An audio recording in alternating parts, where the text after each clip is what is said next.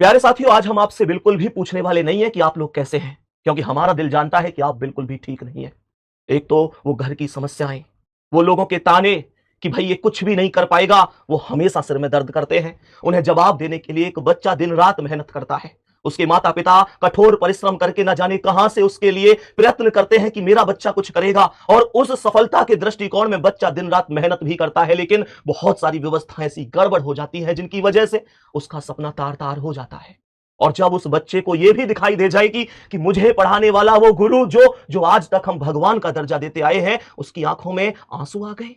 वो भी केवल तब जब जब वो एक उचित आवाज उठा रहे थे, बच्चों के हक में प्रयास कर रहे थे कि बच्चों के साथ कुछ गलत ना हो। तो प्यारे दोस्त, कहीं ना कहीं दिल छिन्न भिन्न हो जाता है। मैं विवेक सर की बात कर रहा हूं। विवेक सर जैसे ही कल रोए, जैसे ही कि उनके दिल का दर्द सामने आया, तो वो केवल उनका दर्द नहीं था, वो पूरे टीचर समुदाय का दर्द था। हर एक टीचर यही भावनाएं रखता है अपने बच्चे के प्रति कि यार, जिस बच्चे को पढ़ा रहा हूं उसके साथ गलत तो नहीं होना चाहिए। वो बच्चा अगर इस लायक है कि हाँ उसका सिलेक्शन होना चाहिए, तो उसका सिलेक्शन निश्चित रूप से होना ही चाहिए।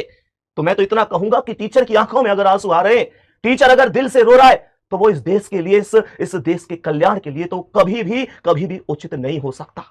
आखिर आखिर मांगे क्या थी? कोई ऐसी थोड़ी थी कि नाजायज थी।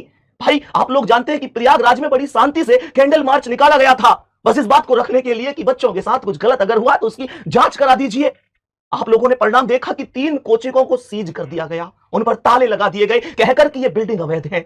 अरे अगर बिल्डिंग अवैध थी तो उस दिन से पता नहीं था क्या कि बिल्डिंग अवैध है? कि आज जब बच्चों के हित में आवाज उठाई, तभी इन चीजों को सबके सामने लाया गया, तभी पता चला, तभी स्पष्टीकरण आया।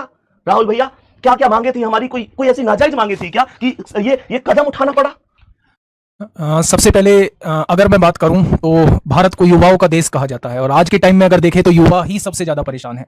अगर मैं बात करूं कि यहां शुरुआत कहां से होती है, तो आप लोग जानते हैं कि यूपीएसआई की कट ऑफ का इतना हाई जाना, वो कहीं ना कहीं कुछ किसी तरफ इशारा तो करता है। लेकिन फिर भी बच्चों की एक लीगल मांग थी, जो उनका अधिकार था कि बच्चों का स्कोर कार्ड आना चाहिए, बच्चों को बताया जाना चाहिए कि आखिर ये नॉर्मलाइजेशन हुआ है तो उसका तरीका क्या है, जो कि मुझे लगता है कि कहीं से कहीं तक भी गलत नहीं था। दूसरा, फिर लेखपाल का एग्जाम होता है। लेखपाल के एग्जाम में तमाम तरीके की वीडियोस जो हैं वो सामने आती हैं, जो कहीं ना कहीं इशारा करती हैं कि कहीं ना कहीं तो गड़बड़ है। इन सारी जेन्युइन मांगों को लेकर पहले ट्विटर कैंपेन हम लोग चलाते हैं, सभी टीचर्स जो है मिलकर ट्विटर कैंपेन चलाते हैं, लेकिन कहीं किसी के कान पर जूं रेंगती नहीं है। फिर उसके बाद एक शांतिपूर्ण एक कैंडल मार्च जो है वो आपका प्रयागराज में होता है, जिसका उपहार क्या मिलता है? जूं रेंगने के बजाय उपहार में टीचर्स को क्या मिलता है? उनकी 3 कोचिंग्स जो है वो सील कर दी जाती हैं। कारण, नए नए कारण बताए जाते हैं। वो कारण, जैसे संदीप सर ने भी बताया, वो कारण दिखते हैं तो उस कैंडल मार्च के बाद दिखते हैं।